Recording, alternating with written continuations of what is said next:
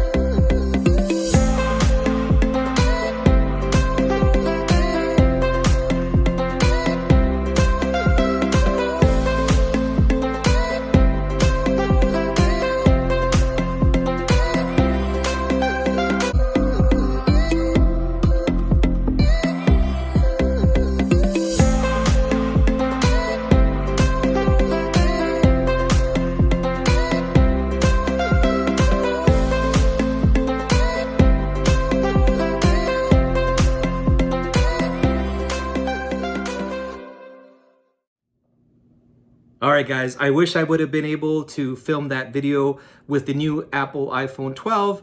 Instead, I filmed it with my Apple iPhone 11 Pro Max, which I'm very happy with. I really love what the look and feel of it is, so I will not be making the switch. So in regards to videos of this Ikea Lego room slash game room makeover, I will be creating more content and more videos. There's a lot of stuff that's taking place and happening right now as we speak. So Thanks for tuning in and stay tuned for those videos coming up. Bye for now.